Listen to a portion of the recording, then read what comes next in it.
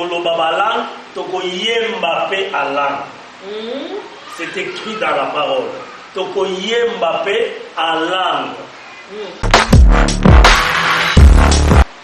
Mais monsieur dans la menace zaïdo langue donc terrible Simba Baluka Kamata. Non, mais monsieur dans la non, quand vous chantez, non, il y a la présence de Dieu.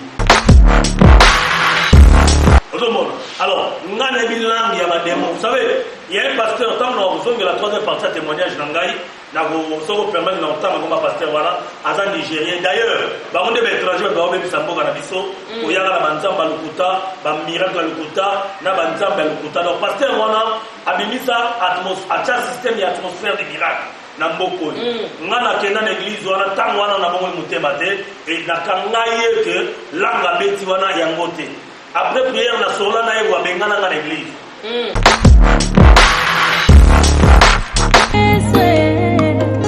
Olimate komboko la kokolisa kotangisa kino lelo yo na bela ki Kisinga yeso yo opesi lobiko yeso nalinga kayo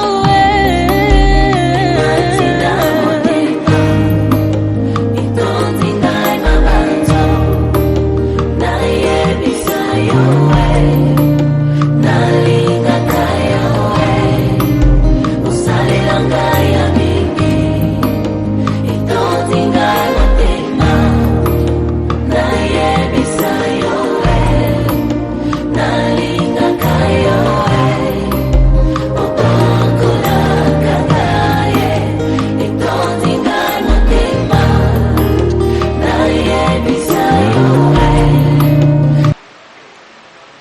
Shalom, peuple de Dieu. Vous qui nous suivez de partout, que Dieu vous bénisse. Oui, tous les pétans de début année, n'a profité, n'a souhaité.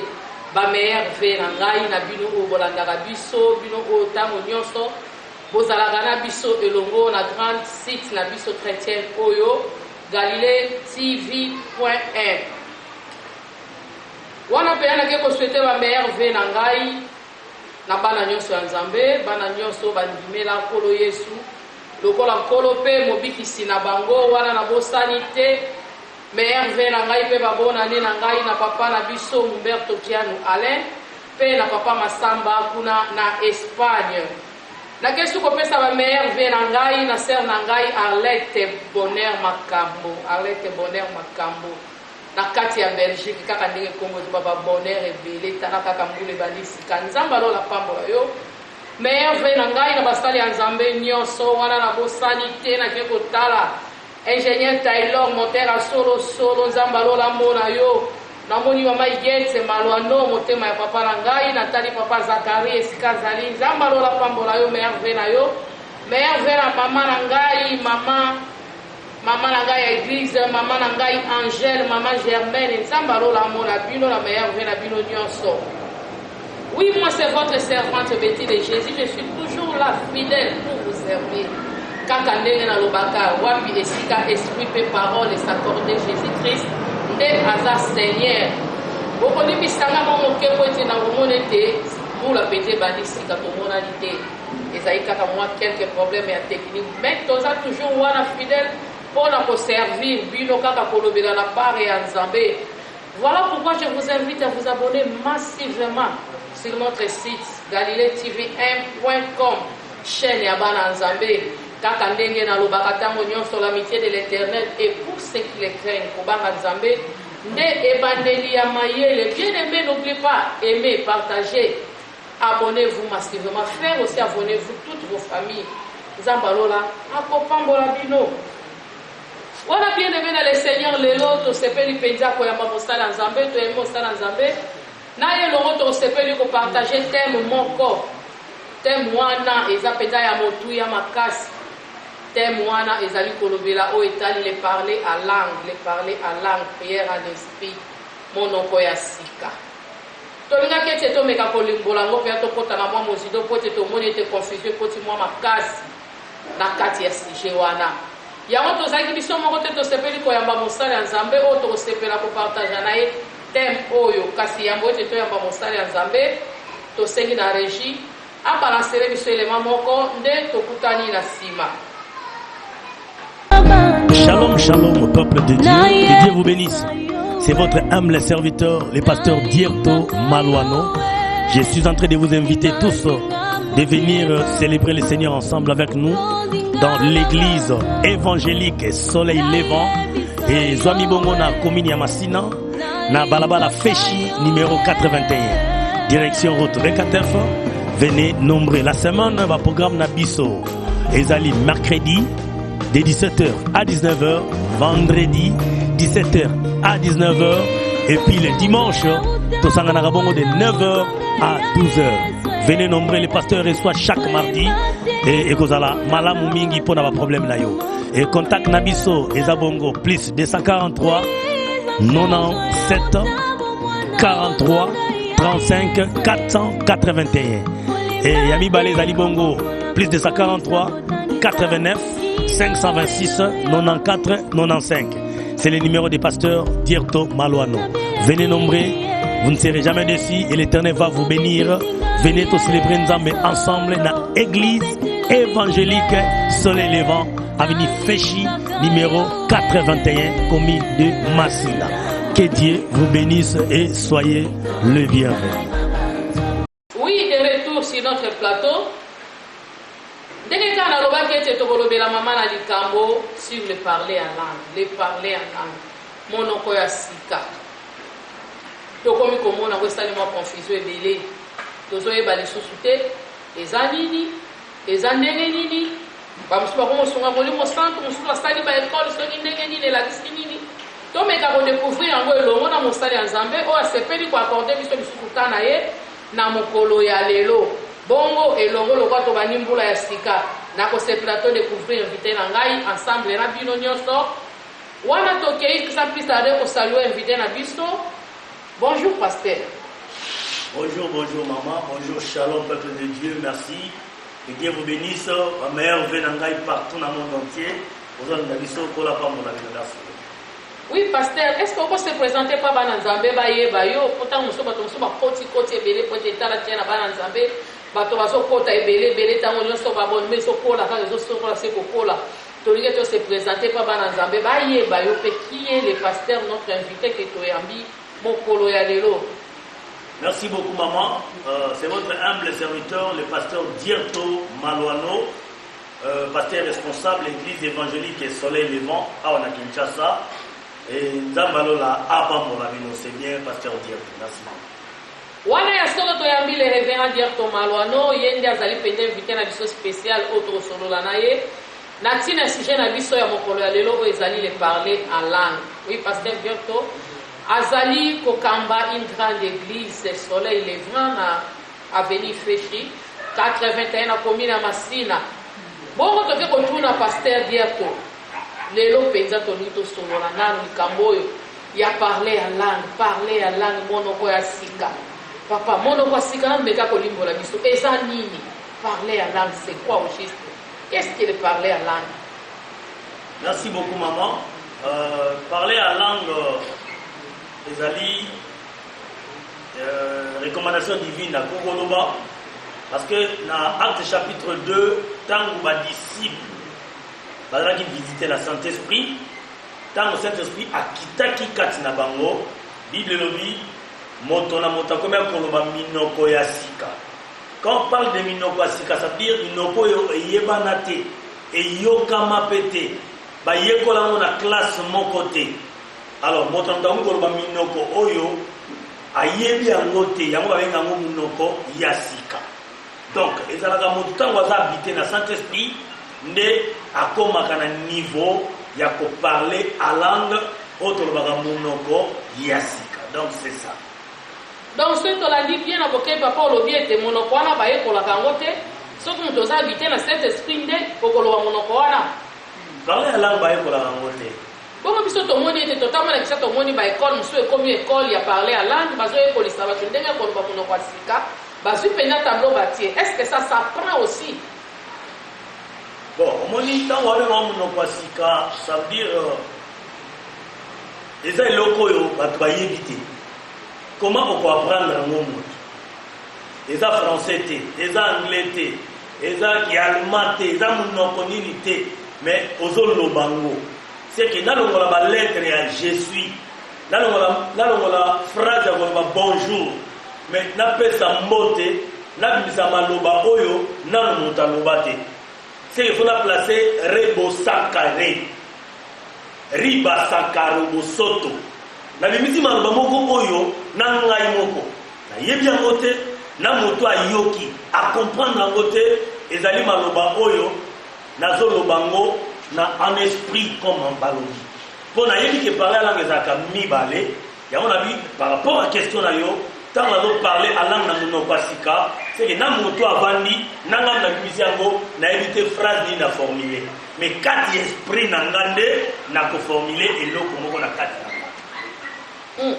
Papa, wana penja obemi biso mwa mosika na moni, ye explique le sona no ba sorti yango parler à langue ezala aboni.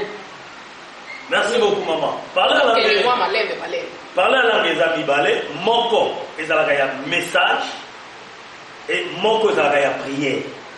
Ya message ndenge nini? Soki nazo sambela, Saint-Esprit a saisir ngai, nzambe alinga transmettre message. Na komi ko parler à langue. Alors wana ezalaka accompagné na interprétation. Soki ngai moko kaka mutu interpréter te c'est que mutu aza pene nanga nzambe akopesa ye pe likambo wana ya ko interpréter makambo na oloba na munoko asika. Parce que na moto ya bato mutu akoyoka ngote.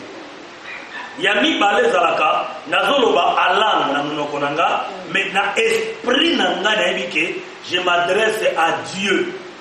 Donc, na lobi munoko asika phrase o muta yokite, mais na mutu na ngai, na esprit na ngai, kati na nga, na yebi ke na lobi na nzambe zwa lokumu. Mais zwa lokumu on a lobi yango na français te, na lingala te, na anglais te, na lobi yango na a langue. Et kati na nga na kumu, wana na même Satan a yokite. Même ennemi a vi nanga a comprendre te, na lobi ni nde prière oyo des fois to solaka nango na nzambe. Yango quelque part na Bible Paul a dit tant que ça me la intelligence tout ça me la paix dans l'esprit. Donc c'est ça. Ko ça me la l'esprit c'est-à-dire ko lo ba langue. Ça me l'esprit ça veut dire ko lo ba langue pour la porte dans domaine spirituel. Bongo papa to mona kaite batonyo so ndire ba lo ba ka mono kwa ndenge moko. C'est que là yango ça ndenge so mo Yesu ko mona kaka o roboshika so baraba so bi ndenge ni.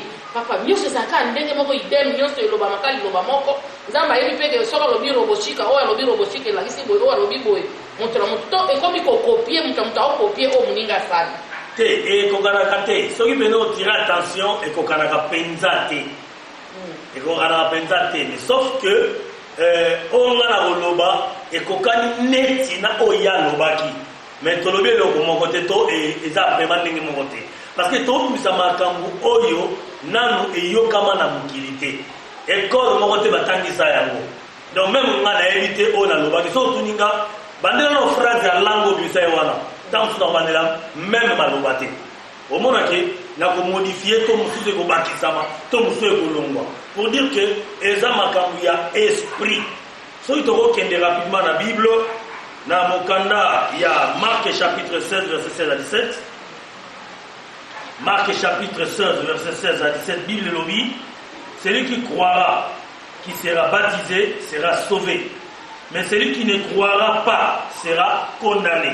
Verset 17, voici les miracles qui accompagneront ceux qui auront crié à mon nom. Ils chasseront les démons et ils parleront de nouvelles langues. Bato bakondima Jésus. Bako bengana pas démon pe bako loba minoko yasika. Donc tant que tu as mis Christ comme Seigneur et Sauveur, tu as baptême ya mai et tu as capé baptême ya esprit, baptême du Saint-Esprit. Kolo a baptisé kabiso, c'est à ce moment-là nous avons à un niveau ya ko bana ko prier en esprit comme la Bible dit. Les vrais adorateurs adoreront le Père en esprit et en vérité. Donc en esprit et en vérité papa Nengolobi. Mais toujours remarqué mingi pasteur kolibisa biso na moi que motuna oyo et so ki mingi bato bas tuna ki peut-être c'est pas que trop to monyo to profiter to tuna question oyo. Oui. tokomona moto mosusu azobondela yo bible totali maloba nzambe lobi ete oyo akondima mosusu akoyaka na eglise mpo ainfluence ka bato ye mpe abandi koloba alala mosusu ntango akofanda bamoni ke priere ebandi modela kuna boloba alani ye ayambi na ye te ali mosusu azali ne na kati ya mpe ya priere mpenza te bolokola kaka modelateur alobi ke boloba alani ye sikoyo mpona influence mpe batala mpe quand même frère mpe obie ser alobaki yango ye mpe abandi kofabrike oyo aye kaka wana apesaka priere ya intelligence to ezaka fantaisie moko azosala yango wana biso na kata baeglise déjà soki membre ya sika ye to totei motu moko yesu aye la première démarche à faire ezali ndeko wana ayambi kristo ndeko wana azwi baptême sikoyo baptême de l'esprit nzambe moto abatizaka moto en esprit et puis moto akoma prier alangue sans forcer mais oyo moto akopie wana eza susu prière te wana ekomi moto amosalama na sentiment na ye pasteur alobi fungola monoko loba chi sa te wana bayekolaka yango te donc baekole to baeglise bayesa bato loba sha ba non prière d'abord bainterpréta yango te prière d'abord bakopiaka yango te alors comment nako faire yebisa bato ke prière à langue banda koloba ba non ezalaka vraiment te oui wana tozolanda mpenza adi tomalo wana opende eza mwa motu ya makambo oyo papa ebongo moko mosusu omona soki ozobondela boye mama mosusu par exemple nakende na église moko prière mpenza mama wana akotaki mpenza na monsido na prière osentir vraiment ke mama mpenza aza na likolo mais mama wana atanga na ye te akota ata première année primaire te mais ntango moko esprit ntango tozopatema saint esprit eye molimo santo tozobela molimo santo mama wana akomi koloba anglais moko donc nayebi te azoba na anglais makasi mpe mbala moko azoloba na anglais wana moto mosusu kuna mpe abandi koloba makambo azoloba na lingala papa wana mpe eza parle ya langue to alobi anglais to eza na monoko asika merci ndenge nalobaki tout à l'heure là na début ezali ntango saint-esprit a visité moto na kata culte oyo tozali moto akoba nopesa message oremarke soki moto akointerprete anglais azalaki wana to interprétation ezalaki sur place omonaki baanglais alobaki ezalaki message mpona azoloba soki otali na acte chapitre 2 wana ntango badisciple bazalaki habité na saint-esprit bato bazalaki libanda parce que bayekolo bazalaki enfermé quelque part mais bato bazalaki libanda ntango badisciple baparle ya langue bavoisin libanda bakomaki koyoka ke mutu na mutu azoyoka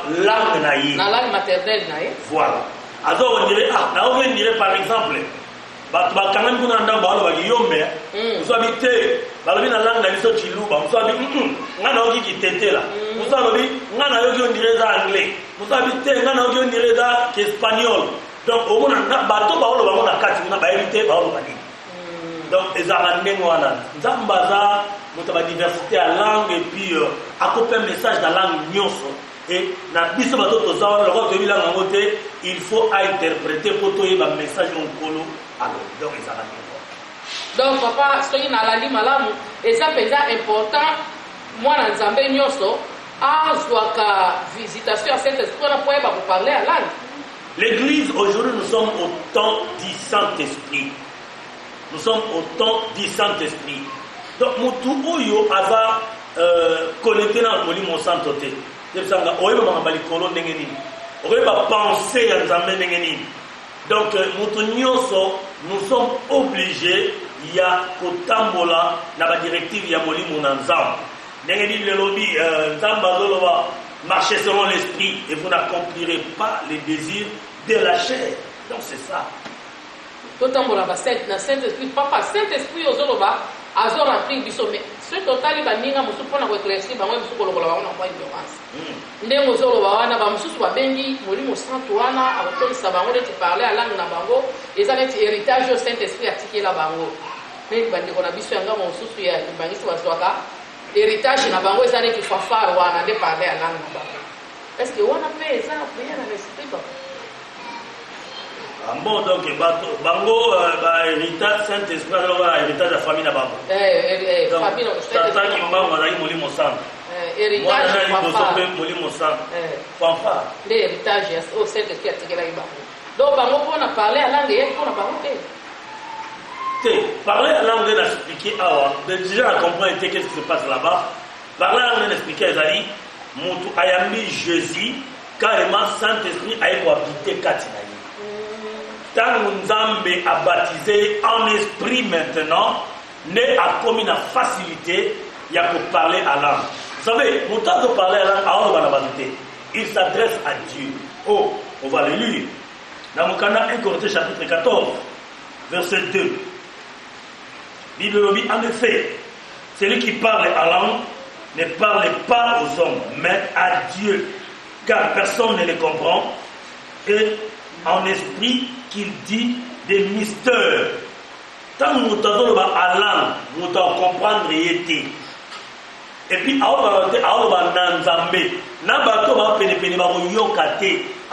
mystère.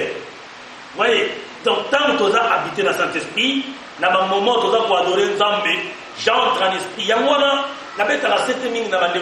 tant l'église, il faut qu'il y ait un esprit qui est ensemble. Nous avons une dimension. Donc, mon tour, quand tu as dit, l'autre fois, si je me suis dit, attaque téléphone, on a sonné dans Yoka sauté. Sonné le téléphone, on a Yoka monté. Donc, vous avez dit, le penka, papa, parce que on apporte dans Libanda, na Yoka Tanina touché, parce que je suis na beya esprit. Quelqu'un qui prie, oh, donc il est déjà mati au-delà, c'est ça. Oui, bien aimé dans le Seigneur, on a pu être là, pasteur dire toi, de limbo de la biso pena malam s'il parler à langue et sa prière à l'esprit. Donc, et ça n'a pas secret, monsieur Boy Sanzambe, n'a pas été baninga sa pembeli, aïe, bateau aïe, bah moi, les cambo, ils ont son ensemble na hote, au coco tapé l'esprit, au lobby de Nanzambe, au bon éli en esprit. Tant malova les obi, mata diable a compris qu'on a quoi arracher en côté. Donc, papa, yebisa bisona. Toyoka kabayembi mosusu koyemba ayembi na suka a parler à langue. Moyembi mosusu tango yango yemba parler à langue. Biso peta on to imiter ba mosusu azo imiter comme pe place wana yembi a interpréter kaka langue oyo moyembi wana alobaki. Éclaircir sur nos isika wana malam. Yes wana. Merci beaucoup. Banderomi va comprendre. Merci pour la question qui te pose. Bible et loba asina tanga référence wana. Togoloba balang, togo yemba pe à langue. C'est écrit dans la parole. Togo yemba pe à langue. Donc, ce qui m'a yemba dans le studio, nanzembo azo yemba lanzam, et que esprit et saisir lié, à la katia mélodie kaka, à tchepe ma parole à langue, c'est pas mauvais. Alors, c'est ça que CD, cassette, nzembo wane bibi. Alors, tant que nous avons par exemple, nzembo ya maman na biso lombo. Ayema nzembo ya Jéhovah après place mogo atie phrase mogo atie langue. Pourtant on a zoé maman na ndaba. Et ça na mabete, ngana yembi nzembo mobimba. Donc, la partie à langue ezali na yembi pe partie à langue. Et ça na mabete. Mais hier dans le studio, il avait prié. Exemple, Moussou, papa na biso ale moloto. Paix à son âme, à sa koufa. Par exemple, qui va gagner sur ma côté studio, au monde a yembi na kate studio, bandi ko adorer ça, bandi ko sambela. Donc il y a des chants très ensemble, oyo soki azo yemba, vous sentez que vous okumisa nzambe. Mais vous savez dans la menace zaïgo langa donc terrible na simba baluka kamata. Non, mais vous savez dans non, quand vous chantez, vous montrez non, il y a la présence de Dieu.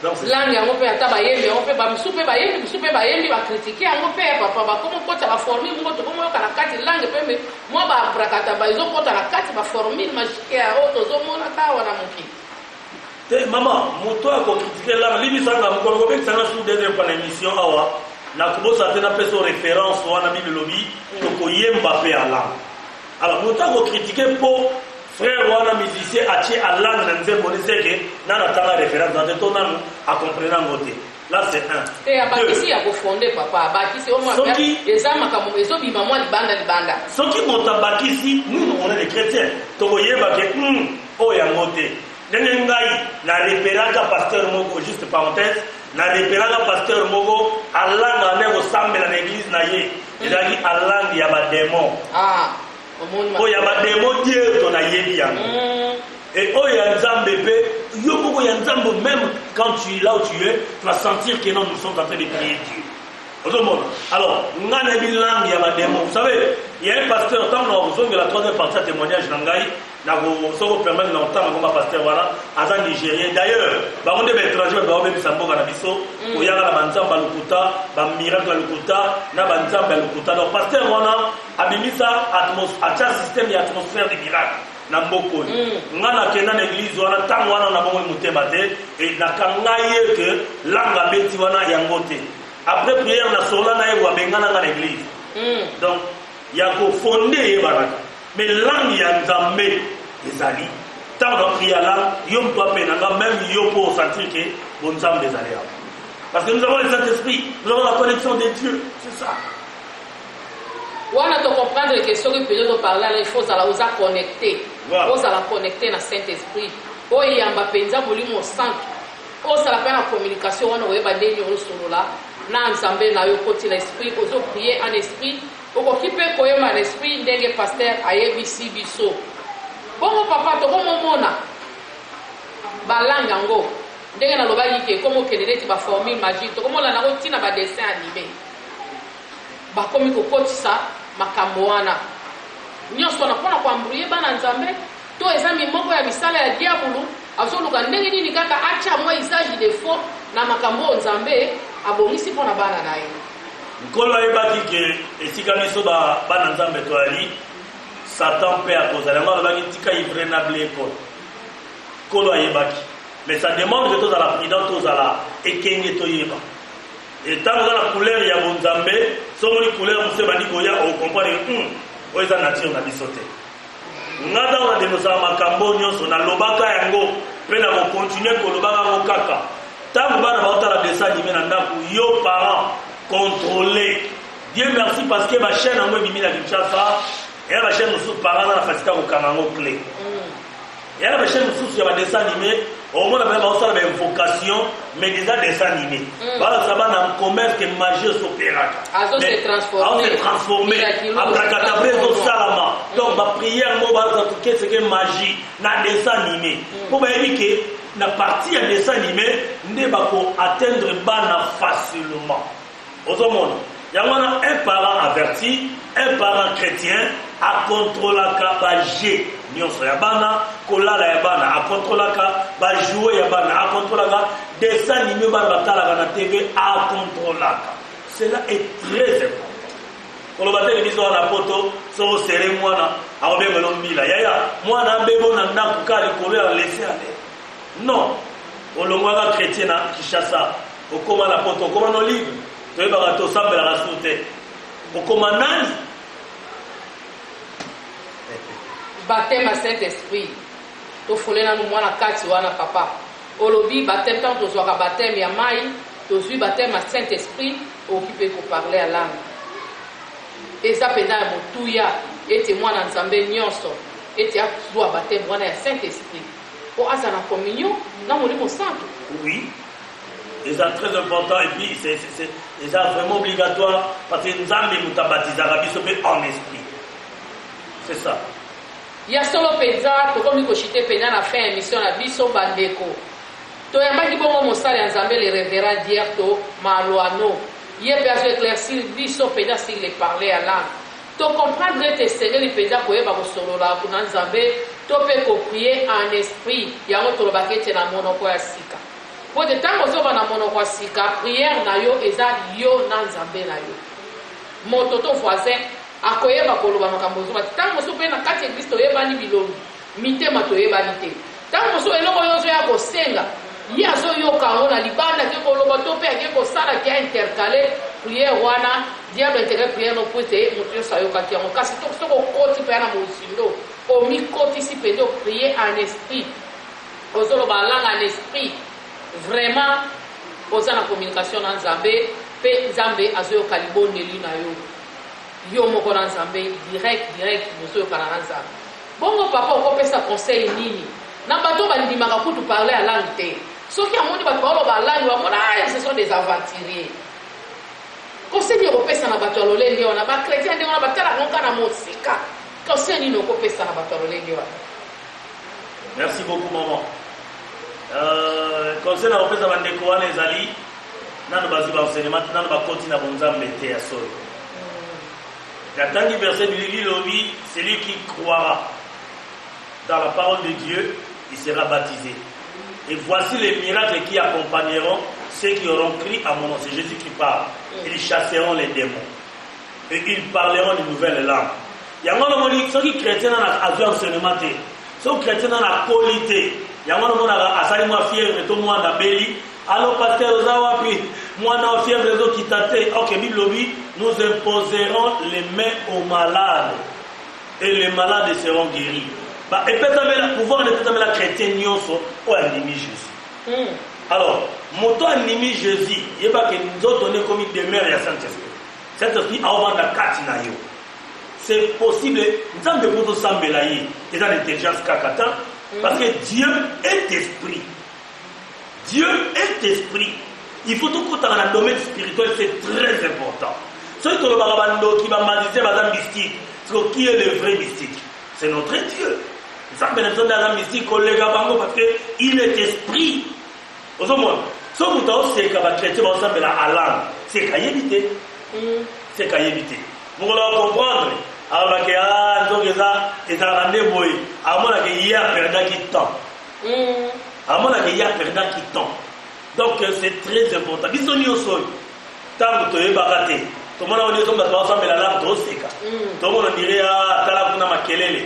Église Ninoana. Tout le monde dirait l'église Abandoki. Mais tant que tu comprends. Quand tu as la Bible, tu peux comprendre que oh, ils parleront de nouvelles langues. Yangwana, les langues de tout le monde l'ont passé. Zamba Sungayo, Yopé, nous avons la mission partout dans le monde entier.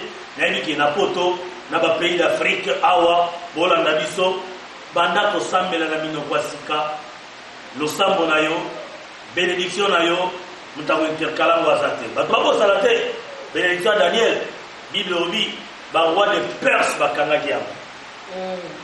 Ce qu'on a dans Daniel, amitié Daniel, on a un comité. Donc les gens comprennent. Voilà papa tozonga mwa mukesi mokoli bisabiso. Oui. Toyoki okoloba mingi o répéter makambo meki prière en esprit et en intelligence.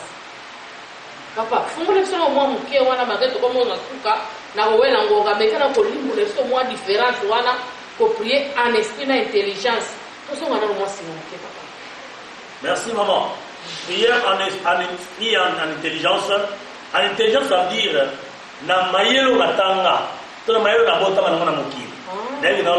Seigneur mon Dieu, je te bénis, je te loue, je te lève, tu es grand en intelligence. Mais en esprit, Ezak Marambo na loba ngala yebite. Na côté en esprit. Alors tant na côté en esprit, na voisin oza penanga azokate nangai. Marambo na lobby, batang dans l'université Moroté, et là une intelligence commis en esprit. En esprit, c'est que mon lit mon anga est comme que s'adresser par exemple. Mais intelligence nanga est vanikini. Différence c'est ça que son approche en esprit, intelligence est vanikinia, esprit est dominé et matière au sang. Son approche en intelligence, c'est que l'esprit nanga et permettre à ce que l'intelligence est le bananza. Donc c'est ça, différence c'est ça qui est intelligence et en esprit. Mais mingi en esprit. Mingi pendant la bana nzambe c'est to sambela en esprit. Kaka ndenge papa lobi Daniel iboneli ne pe katama ki be azali na intimité na nzambe. Est-ce que ngala to za lokola Daniel et c'est to sambela en esprit to ekola ko sambela en esprit. To ekola ko ya ba molimo sam. Et le ko sala biso passe to yeba na ko kota pe na présence nzambe te poto yaka na l'église. Elle va tout sambela yo zo fungola ka miso zo ka distrait. Distraction moi ko ta penja ezate. Mutaela sima ko tala yi. Moto alekaki yo wanotali. Zoko bosele de na église to yaka moto yaka na problème na ye. Moto yako sambela nanu pona sujet na ye. Yo pe yaka na problème na yo yaka na concentration tango ko kota. Oko moni te tango koma parfaite communication na Nzambe. ntongo okoti mpenza na saint esprit okomi kosambela na esprit vraiment okoti na intelligence ememi yo na molimo omitiki mpenza omikabi okomona vraiment ke nzambe akopesa yo grâce wana yo mpe kofungola monoko okomi mpe koparle ya langue lokola baninga kasi ya koforce yango nde eza priere te ya koforce eza nango kasi ozosala mascarade ya koforce nzambe ayoki yo te ya koforce ozosalaka mpo bato ya mokili bamona ke yo mpe olobaka yango me nzoka tosalino eloko tolekisika ntango ya pamba wana vraiment tokomokende na suka papa moi mot de la fin par rapport à émission oyo. Merci beaucoup maman. Mot de la fin dans l'émission ya lelo eza ke nzambe alola apambola bandeko nyonso na monde entier. Ba meilleur ve na ngai to baningula sika ola pambola bino. Merci pour la chaîne moneno ya bana nzambe Galilée TV 1.com. Que Dieu vous bénisse. C'est votre humble serviteur pasteur Dierto Malouano. Tant on aura fidèle au poste, ça veut dire na kozala kaka chrétien na poste na ngalo wala kusala. Donc je suis toujours là. Dieu vous bénisse. Zamba pambola. Bana nzambe permettre na pesa mbote. Na permettre ba mbote tozana nesi mbule ba sika. Merci beaucoup maman. Ba maloba kitoko pona mbula ya sika na bana nzambe papa. Zamba pambola papa Masamba kuna na Espagne, kuna pambola yo. Apambola ma maman la prophétesse Nathalie kuna na Canada. Zamba lola apambola batela libota mobimba. Et surtout, Covid-19, les chrétiens qui ont porté les nyonso, Zamba lola bomba bino, alongi sabino, abattre la bino au nom de Jésus. C'est là ma prière. Zamba pambola maman Yolande, papa Nangai Jean Médard, que Dieu vous bénisse avec toute la famille. Zamba pambola bandeko Nangai partout. Zamba pambola maman Arlette Bonheur, Makambo kuna na Belgique, kola pambola papa Alain. Humberto Kiano, Zamba pambola yo, ba meilleur vœu, Zamba pambola pasteur Taylor, Michael dit donc, Zamba pambola bana nyonso ya église évangile soleil levant, ba meilleur vœu, pasteur directeur là na Mbula Sika, Tika Kolo apambola bino, contact na ngai zalaka. Plus 43 984 79 53. Yami balé dans la plus 43 89 526 94 95. Tikanda Malola Apamola. Nacha maboko na ngona signe respect pour na basali nzambe ba vrai que Dieu vous bénisse. Nzamba lola apambola biso to sepeli mingi na yo motolandi biso to bosanité ko rappeler yo ete émission o esengeli na yo ko aimer yango ko partager pe ko faire abonner surtout bato ebele. Nzamba lola bozanga te ko pambola yo bongo na pesi yo merci yo landi biso na bokebi na pesi yo merci yo oyo otire ya motuya na émission ya lelo na pesi yo merci po ete yo oyo kotaka tango mosusu na distraction na kati ya présence ya Nzambe turo kokota penza makasi po ete yo po yamba molimo santo oyekola pe ko prier en esprit po ete yango nde eza pe ya motuya pe capital mpona biso bana Nzambe. Nakosukisa émission ko ete sanke nakende suko saluer ingénieur monteur na biso Taylor mosala ya Nzambe ye moto azosala ete bilili ekomela biso na bandako na biso na bosani te mama Arlette Makambo mama Bonheur Nzamba lola apambola yo Nzamba apambola basala Nzambe nyonso oyo bazanano dans les vrais tikete Nzambe wana mona bino maladie oyo toyebi ete eye na vent makasi kasi Nzambe na biso aza Jova Rafale Dieu qui guérit mto azobatela biso akobaka kobatela biso na maladie oyo kokende mosika na kombo na Yesu nde tokutani mbala ya sima bye.